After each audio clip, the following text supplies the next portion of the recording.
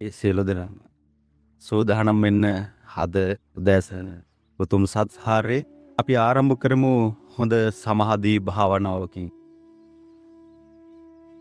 අද හොඳ සමාධි භාවනාවකින් අද ආරම්භ කරමු උතුම් සත්කාරයේ. සියලු දෙනාම සූදානම් වෙන්න. ඔබ දන්නවා සිත සංසුන්ව තබා ගන්නන්, සිත සැහැල්ලුව තබා ගන්නන්, සිත උතුම් අයුරින් අවදි කරගන්නන් දැඩි වෙහස පරිශ්‍රමයක් දරන්නට උවමනාවක්. අන්න ඒ වටිනාකම තමන්ගේ සිත තුළ අවදි කරගන්නට සූදානම් වෙන්න. දැන් සිත් හොඳින් සංසුන් කරගෙන වේගෙන් හොඳින් ඉහළට උස්මක් අරගෙන සූදානම් වෙන්න. පෙනහළු කිරෙන්න. තවත් හොඳ හුස්මක් අරගන්න. තවත් හොඳින් හුස්මක් අරගන්න. තවත් හොඳින් හුස්මක් අරගන්න. ඒ සෙමෙන් පිට වෙන්න අරින්න. සිත හොඳින් සැහැල්ලුවට පත් කරගෙන, සිත හොඳින් සංසුන් කරගෙන නාසය දෙස සිත අරමුණු කරගන්න. දැන් ඔබගේ නාසයෙන් ඇතුළු වෙන හුස්ම මීදුමක් පරිද්දෙන් නාසයෙන් ඇතුළු වෙනවා දකින්න. ඒ තැනට සිත අරමුණු කරගන්න. නාසයෙන් ඇතුළු වෙන හුස්ම මීදුමක් පරිද්දෙන් නාසයෙන් ඇතුළු වෙමින්, නාසයෙන් ඇතුළු වෙන හුස්ම මීදුමක් පරිද්දෙන් නාසයෙන් ඇතුළු වෙමින්, නාසයෙහි දැවටෙනවා දැනිමින්, ඒ ස්පර්ශය දැනෙමින් සියුම් ලෙස පෙනහළු දක්වා ගමන් කරනවා. ජීවිත කාලය පුරාම මේ ප්‍රාණවායු නාසයෙන් ඇතුළු වෙනවා. සාර අසංකේය කල්ප ලක්ෂයක් පාරමීදම් කිරු බෝධිසත්වයන්න් වහන්සේගේ ඒ පිටකල හුස්ම 45 වසක් සී සද්ධර්මයේ දේශනා කළා වූ බුදුරජාණන් වහන්සේ විසින් වාතලයට මුදා හැරි ඒ සුසුම් පොද, මේ සියල්ල මුසුණු මේ ස්වභාවික ප්‍රාණ ශක්තිය ඔබගේ නාසයෙන් ඇතුල් වෙන්නේ. මේ නාසයෙන් ඇතුල් වෙන්න ඒ සෞම්‍ය, ඒ මහා ශක්ති සම්පන්න ජීවිතය ජීවත් කරවන, සිත සුවපත් කරවන, සියලු සත්වයාටම යහපත සදන මේ විශ්වයෙහි අමිල ශක්තිය, ඒ ප්‍රාණ වායුව ඔබ නාසයෙන් ඇතුල් කරගන්න. නාසයෙන් ඇතුල් වෙන ඒ ප්‍රාණශ සෙමෙන් නාසයෙන් ඇතුල් වෙනවා ඔබට දැනෙන්නට ගන්නවා. ඔබට පේනවා මීදුමක් වගේ. වෙන මොහොතකදී ඇසෙන දෙයට වඩා, වෙන මොහොතකදී පෙනෙන දෙයට වඩා, වෙන මොහොතකදී දැනෙන දෙයට වඩා මේ නාසයෙන් ඇතුල් වෙන හුස්ම ධාරාව දිහාම සිත අරමුණු කරගෙන ඒ හුස්ම මේ ශරීරය තුල ගමන් කරමින් නිර්මාණය වන ආශ්වාස කාය දෙස හොඳින් සිතෙන් දකිමින් සිටිනවා. නිර්මාණය වන ආශ්වාස කාය දෙස හොඳින් සිතින් දකිමින් සිටිනවා. නාසයෙන් ඇතුළු වෙන හුස්ම මීදුමක් පරිද්දෙන් නාසයෙන් ගමන් කරමින් මුළු ශරීරය පුරා ගමන් කර සැකසෙන ඒ ආශ්වාස කාය හොඳින් සිහියෙන් දකින තෙක් නාසයෙන් ඇතුළු වෙන හුස්ම නාසයෙන් ඇතුළු වෙන ආකාරයටම සිත් යොමු කරගෙන සිටින කෙනෙක්. වෙනත් කිසිදු සිතවිල්ලකට ඉඩ නොතබා නාසයෙන් ඇතුළු වෙන හුස්ම දෙසම හොඳින් සිත යොමු කරගෙන සිටිනවා.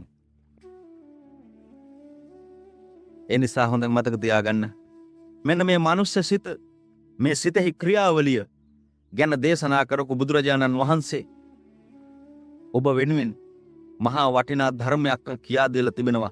මේ සිත කොහොමද පාවිච්චි කරන්නේ? ස්වභාවිතව නියම ක්‍රමානුකූලව පාවිච්චි කරලා කොහොමද මේ විශ්වයම ජයගන්නේ කිය. අන්න ඒ ස්වභාවිකව සිත පාලනය කරගෙන තමයි අවුරුදු 12 දී 13 දී මම මිනිස්සුන්ගේ ශරීරය දිහා බලන්නේවත් නැතුව මිනිස්සුන්ගේ ඇඟිල්ලක් අල්ලගෙන, මිනිස්සුන්ගේ ඇඟ ඇතුළේ තියෙන දේ මිනිස්සුන්ගේ ඇඟිල්ලක් අල්ලගෙන ඒ මිනිස්සයා කොහේද ඉපදුනේ, කොයි තැනක ඉඳලා දාවේ, මොකද්ද කරපු කර්මේ, මේ ටික කිව්වේ. ඒ මිනිස්සයාගේ ඇතුළේ තියෙන ලෙඩේට අවුරුදු 10000ක් 15000ක් 20000කට පරණ රෝගහබාධ වලට පිළියම් ප්‍රම හොයන්නේ. මෙන්න මේ ශක්තිය නිර්මාණය කරපු නිසා තමයි ඉපදිච්ච මිනිස්සයා මරුණට පස්සේ මරුණම කොහෙද යන්නේ කියලා හොයාගෙන කියන්නේ. ඒ ශක්තියෙහි මෝහත් බව නිසා තමයි මේ විශ්ව යාන්ත්‍රණය, ස්වභාවික යාන්ත්‍රණය, මනුස්ස සත්වයා සහිත 31 තලයක ජීවීන් සිදු කරන ක්‍රියාවලිය, සිදු වෙන ක්‍රියාවලිය, සිදු වෙන්නට තියෙන ක්‍රියාවලිය සියල්ල හොයාගෙන කියන්නේ. මෙන්න මේ ධර්මතාවය බුදු පසේ බුදු මහරහතන් වහන්සේල් සොයාගත් ඒ ධර්මතාවයෙහි මේ විශ්ව යාන්ත්‍රණය මම සොයාගෙන කියන්නේ. ඔබට බුදු වෙන්නට තියෙන මාර්ගය, ඔබට රහත් වෙන්නට තියෙන මාර්ගය, මගපලයකට පත් වෙන්නට තියෙන මාර්ගය, ධ්‍යාන අභිඥාවකට ලක් වෙන්නට තිබෙන හැකියාව හා ක්‍රමය ඔබට මම කියන්නේ. ඒ නිසා පින්වත්නි, මේ සිත දමනය කරගත්තොත්, මේ සිත ගවේෂණය කළා හරි දේ හරියට හොයාගත්තොත් ඔබට මේ විශ්වය ඔබගේ ඇතුළටගෙන එන්න පුළුවන්. ඔබගේ දැස් ඉදිරිපිටටගෙන එන්න පුළුවන්. ඔබ ගන්න වායු ධාරාව, ඔබගේ නාසයෙන් ඇතුළ වෙන වායු ධාරාව ඔබ දන්නවා. කුණු ගොඩක් මතින් එනවා, ගස් කොළන් මතින් එනවා, දහඩිය මුසු වෙලා එනවා. මේ සියලුම දේවල් එක්ක එන්නේ මේ විශ්වයේ තියෙන විශ්වමය ශක්තියක්, ප්‍රාණ ශක්තියක්. මෙන්න මේ ප්‍රාණ ශක්තිය නාසයෙන් ඇතුල් වෙලා මොළය තුල ඝට්ටණය වෙන්න ඕන. ඔබ ජීවත් වෙන්න නම්, ඔබගේ පණනල රැකෙන්න නම් මේ ඔක්සිජන් ටික, මේ ප්‍රාණ වායුව ඔබගේ මොළය තුල දහනය වෙන්න ඕන. මේ මොළය තුල දහනය වීමට ක්‍රියාත්මක වෙන මෙන්න මේ යාන්ත්‍රණය ඇතුලේ ඔබ සිතවිලි දහනය කරනවා, සිතවිලි ඝට්ටණය කරනවා. ඒව දහනය වෙන්නත් මේ අම්ලකර වායුව, මෙන්න මේ ප්‍රාණ වායුව ඕන වෙනවා.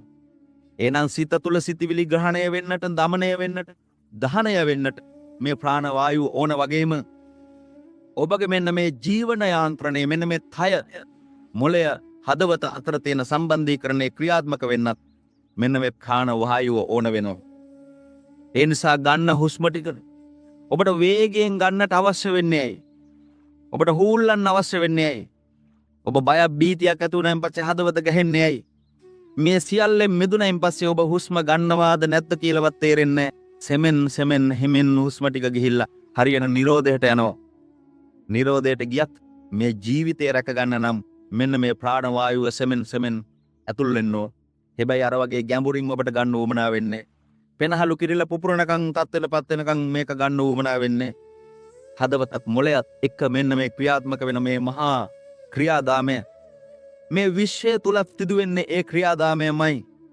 හොඳින් ගවේෂණාත්මකව බැලුවොත්, හොඳ විද්‍යාත්මකව බැලුවොත්, හොඳ ප්‍රඥාවන්තව බැලුවොත් මේ මුළු මහත් ශරීරය තුලම සිද්ධ වෙන සියලුම දේ මේ විශ්වය තුල, මේ ස්වභාව දහම තුල සිද්ධ වෙනවා.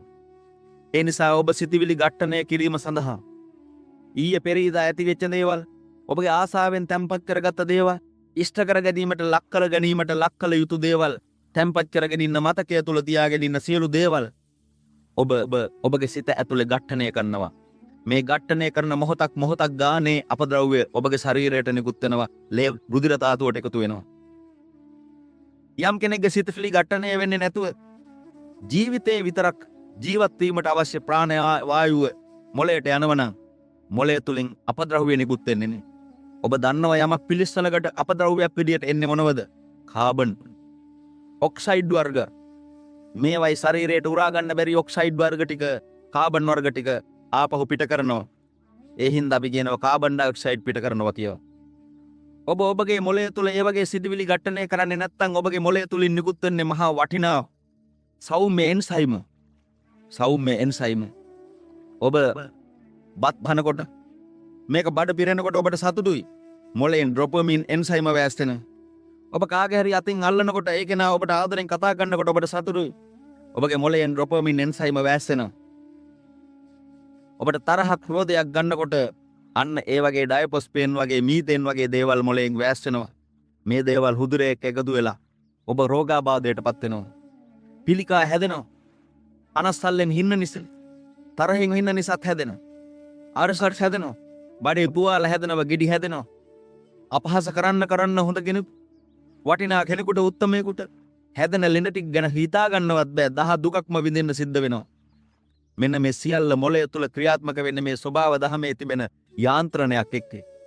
ඒ නිසා ඔබට දඬුවම් දෙන කෙනාට, ඔබව වද වේදනාවට පත් වෙන කෙනාට කොයිම වෙලාවකවත් වද වේදනා දෙන්නවත්, දඬුවම් දෙන්නටවත්, ඒ කෙනාගෙන් පලි ගන්නටවත් උත්සාහ කරන්න ඕන වෙන්නේ නැහැ.